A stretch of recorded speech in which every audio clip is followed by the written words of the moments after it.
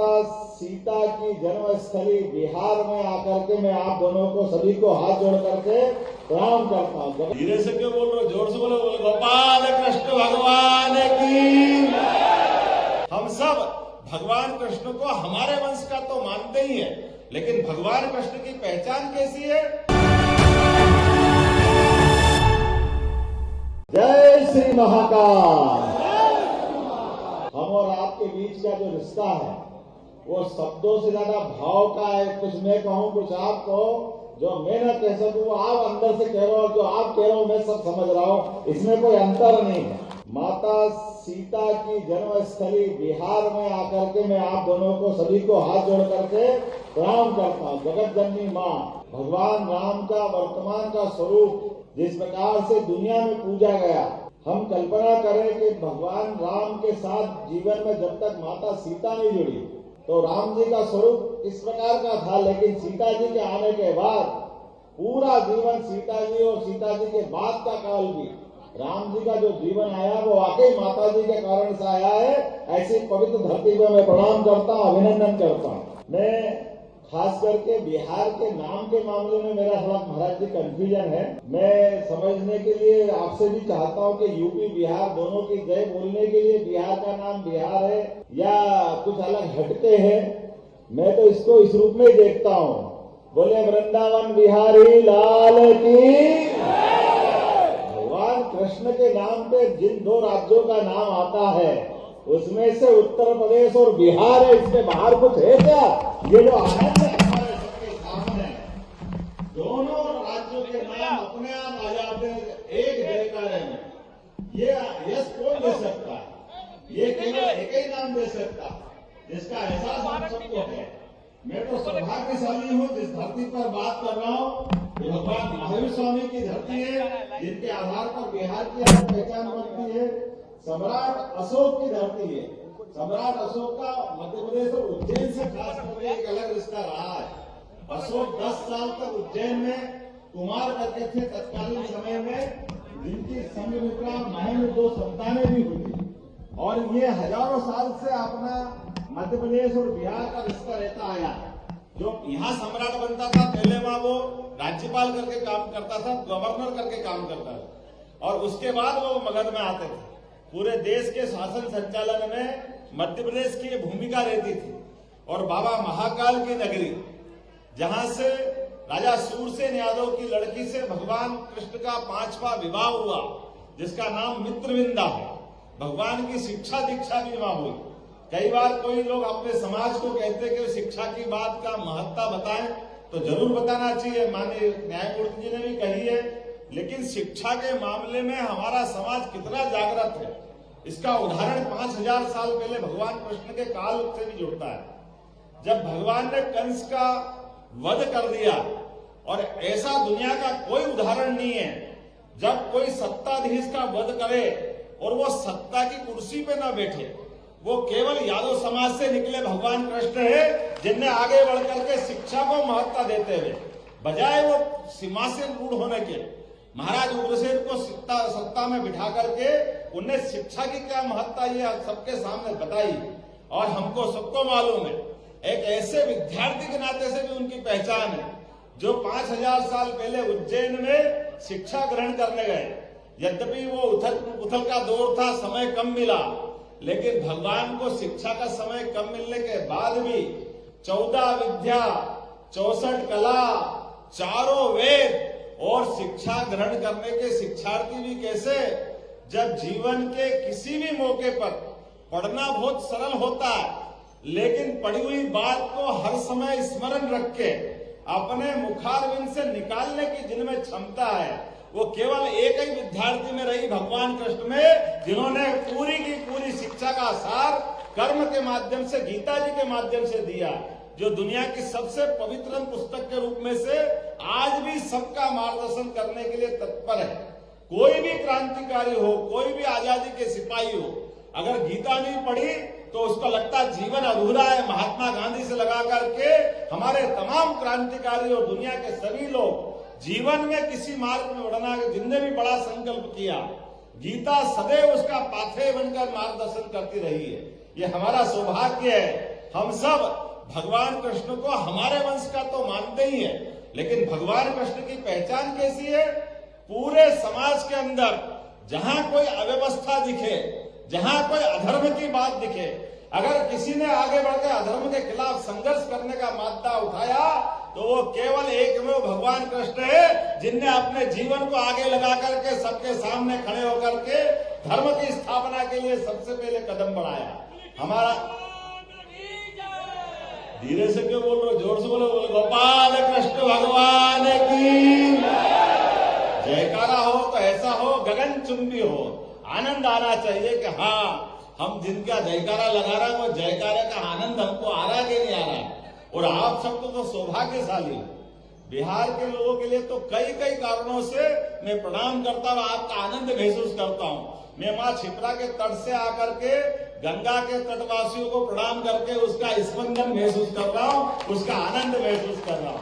यह एहसास मुझे है कि जिस प्रकार का समय चल रहा है इस बदलते समय में वाकई हम सब देख रहे हैं कि लोकतंत्र को सच्चे अर्थों में जिंदा रखने में आज के समय में हमारे अपने समाज की भूमिका बहुत बड़ी है और उस भूमिका को हम सब समझते हैं। ये अलग बात है कि हमारे उस भूमिका में से कई सारे कोई कई अर्थ निकालते रहते हैं, मैं उनकी परवाह भी नहीं करता, वो निकाले, उनको जो निकालना। हम सब तो उस तरह के लोग हैं जिनके लिए अपने समाज की सेवा करते करते प्रदेश और देश की सेवा के साथ साथ भारत का मान दुनिया में बढ़े, इस दिशा में हमको आगे बढ़ने की आवश्यकता है। और यही तो हम हजारों साल से करते आए हैं और यही हमारा कर्तव्य है। इससे अलग क्या है? परमात्मा ने हमको जहां जिस जगह जन्म दिया है, एक अनूठा संयोग हमारे साथ जुड़ता है। हम अगर गोपाल कृष्ण बोलते तो केवल बोलने के लिए नहीं बोलते, हमारे घर में गाय है इसलिए गोपाल बोलते हैं। तो परमात्मा से, प्रकृति मात से प्रेम करने का उदाहरण अगर कहीं दिखाई देता है तो निश्चित रूप से वो यादव समाज से दिखाई देता है, जो माँ गौ को पाल करके भी अपना जीवन चलाते हैं, लेकिन परमात्मा के माध्यम से प्रकृति प्रेम को भी दिखाते हैं। जो प्रकृति से प्रेम करता है, जो जीव मात्र से प्रेम करता है, वही तो गोपाल हो सकता है। इसके अलावा कौन गोपाल होता है? गोपाल वो नहीं होते। दुनिया में कई देश है हमारे अलावा, अमेरिका, इंग्लैंड, गाय माता बहुत सारे लोग पालते हैं, लेकिन उनके पालने के तरीके और हमारे पालने के तरीके में कैसा अंतर है? अमेरिका, इंग्लैंड, यूरोप, उनके देशों के अंदर अगर गाय पालते, जब तक दूध दे तब तक दे और बाद में कटने के लिए वो खुद देते हैं। ये हम कभी भारत में सोच नहीं सकते, क्योंकि हमने 33 करोड़ देवी देवता का वास उनमें देखा, हमने माँ का स्वरूप उसमें देखा, और हम तो जिनके जय जयकार कर रहे हैं उनकी कभी कल्पना करो। भगवान कृष्ण का जीवन अगर हमारी कल्पना में ध्यान में आएगा कि ऐसा बालक जिसका जेल में जन्म हुआ हो, कितने कठिनाइयों के बाद भगवान ने अपना जन्म सिद्ध किया होगा। जिस बालक का जेल में जन्म हुआ हो, जिसको पैदा होने के बाद अपनी माँ का दूध नहीं मिला हो, माँ यशोदा जिसको पाल के बड़ा हो करती है, लेकिन पूरे जीवन भर वो बालक ना डरता है ना भयभीत होता है, हर दुनिया की चुनौती का सामना करता है, वो सच्चाई के मार्ग पे चलता है, जो हमको आज भी रोमांचित और गर्व से भर देता है। श्रद्धा, भक्ति, आस्था ये ऐसे ही पैदा नहीं होती है। इस आस्था, श्रद्धा, भक्ति पैदा करने के लिए समूचा जीवन को एक तरह से दुनिया के सामने प्रदर्शित करने की, जिनकी आध्यात्मिक चेतना जीवन भर काम आती है, ऐसे गोपाल कृष्ण की जय जयकार करते हुए हम सब महसूस कर सकते हैं। परमात्मा की कृपा से वर्तमान के समय में, ये समय तो लोकतंत्र का है, और कितनी अच्छी बात है कि मैं जहां से आता हूं, मेरे को लाने के लिए एक द्वारकाधीश के अनन्य भक्त, हम जिनको प्रधानमंत्री करके देखते हैं, ऐसे नरेंद्र मोदी जी के माध्यम से आपके इस नील मजदूर के परिवार के बालों को मौका मिला है। मुझे इस बात की प्रसन्नता है। मैं ये नहीं कह सकता कि मेरे पिताजी, चूंकि पिताजी के नाम के आधार पर कोई पहचान नहीं है, उनने अपने जीवन की कठिनाइयों से बच्चों को, जो बालक बड़ा करने का जो संघर्ष होता है, उस संघर्ष की भट्टी से तप करके उन्होंने अपना जीवन निकाला है। लेकिन हमको इस बात की प्रसन्नता है कि जीवन के संस्कार देने का अधिकार तो पिता को होता ही है। भले ही उनने अपनी मील मजदूरी करी होगी, लेकिन बालक के अंदर संस्कार देने का प्रयास किया। मैं इसलिए अपने माता पिता को भी प्रणाम करता हूँ और अपने समाज को भी इस माध्यम से मैं बहुत बताना चाहता हूँ कि जीवन में कहीं से भी आप शुरुआत करें, कितनी भी कठिनाइयां आए, कैसे भी आगे बढ़ने का मौका मिले, अपने इष्ट को याद करिए, भगवान कृष्ण को, जिनको कितने कष्ट आए थे, कौन से तकलीफें भगवान ने नहीं सहन करी। और आज भी हमारे समाज जीवन में कितने कष्ट हो सकते हैं, लेकिन इन कष्टों के बावजूद भी हमको मालूम है इस देश में चाय चाय चाय बेच करके जिनका परिवार चलता हो, वो देश का प्रधानमंत्री बन करके दुनिया में गौरवान्वित करने का जिनमें साहस है, जिनकी माता किसी के घर में जाकर के बर्तन साफ करके अपने बच्चों को लालन पालन करने की जो कितनी कठिनाइयों से उन्होंने अपने को बच्चे का पालन किया होगा, ये कितने दर्द की बात है, लेकिन उनने अपने बालक के संस्कार दिए। ऐसे हम में से हर एक की कहानी हो सकती है, हर एक के जीवन में ये कठिनाई हो सकती है, लेकिन ये कठिनाइयां तात्कालिक होती है, ये क्षणिक होती है। इन कठिनाइयों से अगर हम घबरा जाए तो हमारी मूल चेतना से हम अपने आप को दिग्भ्रमित कर लेंगे, उससे हम दाएं बाएं कर लेंगे। और आपने तो समिति का नाम कितना अच्छा रखा, श्री कृष्ण चेतना विचार मंच।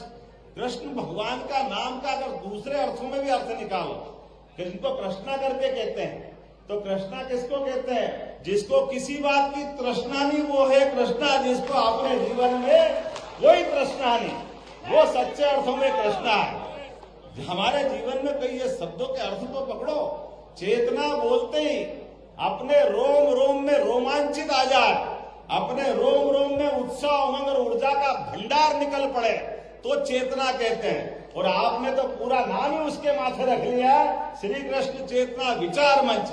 मैं आप सबको प्रणाम करता हूं, आपका अभिनंदन करता हूं। और आपके बीच में से मध्य प्रदेश में जब मैं शिक्षा मंत्री बना था, मुझे इस बात की प्रसन्नता है कि शिक्षा मंत्री बनने के बाद हमने कहा कि नई शिक्षा नीति यशस्वी प्रधानमंत्री का अभिनंदन करना चाहता हूं, जिन्होंने लॉर्ड मेकाले की 1835 शिक्षा की नीति को बदलते हुए कहा कि अब हमारी शिक्षा नीति इस प्रकार से होना चाहिए जिसके माध्यम से हमारे अतीत से भी प्रेम हो, सनातन संस्कृति का भी उसमें लक्षण दिखाई दे, और हमारे अतीत के गौरव से गौरवान्वित होते हुए भविष्य की पीढ़ियां हमको तैयार करना है।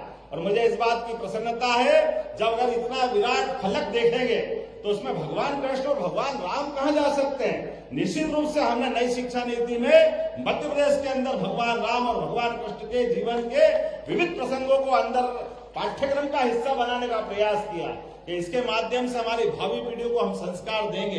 तो आज के इस अवसर पर आप सबने प्रेम से, सम्मान से मुझे ये स्नेह जो दिया है, मैं जीवन भर नहीं भूल सकूंगा। आप सबको प्रणाम करता हूँ, अभिनंदन करता हूँ। और आपके माध्यम से दो जानकारी देते हुए अपनी बात करूंगा कि जब मैं मुख्यमंत्री बन के आया और लोगों ने कहा कि आपकी प्राथमिकता क्या क्या होगी, तो हमने कहा हमारी प्राथमिकता तो जनता की सुविधाओं के लिए होगी, हर आदमी के जीवन में बदलाव लाए, भौतिक सुख सुविधा दे, बाकी व्यवस्था करे।